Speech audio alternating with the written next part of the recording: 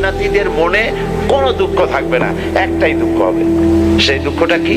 সেই দুঃখটা হবে জান্নাতীরা মনে মনে চিন্তা করবে, আরে অমুক সময় খামোকা বসেছিলাম, তখন যদি আল্লাহর জিকির করতাম তাহলে জান্নাতে আরো নিয়ামত পাইতাম। এরকম আমাদের জীবনে আছে। গাড়ির মধ্যে বসে আছে, আজেবাজে চিন্তা করতেছি। বাড়িতে বসে আছি, লোকজন কাছে নাই, আজেবাজে চিন্তা করতেছি, গল্প করতেছি। গাড়িতে বসে আছি, গাড়ি চালাচ্ছি, ততক্ষণ যদি সুবহানাল্লাহ বিহামদিহি সুবহানাল আযীম সুর করে সুন্দর করে যদি পড়তে থাকি, তেলাওয়াত যদি করতে থাকি, সওয়াব হতে থাকবে।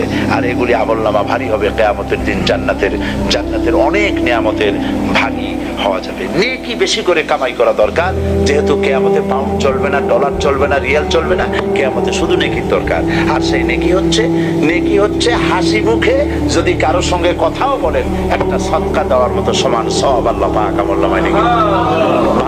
আসুন ভালো ভালো কাজ করি। আমার সময় শেষ বলা হয়েছে, তো আমরা যেন ভালো ভালো কাজ করতে পারি, ভালো পথে চলতে পারি, ভালো কথা বলতে পারি, ভালো চিন্তা করতে পারি। কারণ আমার কথা, আমার কাজ, আমার চিন্তা, ওয়া ইন তুবদু মিন আনফুসিকুম আও তুখফুহু ইউহাসিবুকুম বিহিল্লাহ।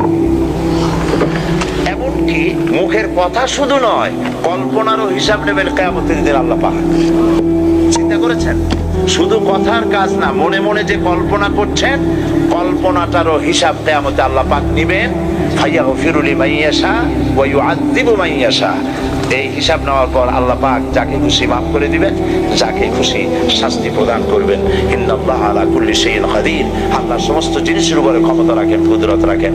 বিশ্বাস ভিত্তিক, পরকালের ভীতি ভিত্তিক, জবাবদেহিমূলক জীবন যাপনের তৌফিক আমাকে, আমার ভাইদেরকে, আমাদের অধীনস্থ সকলকে আল্লাহ পাক এটাকে এই ধরনের জীবন যাপনের তৌফিক দান করুন।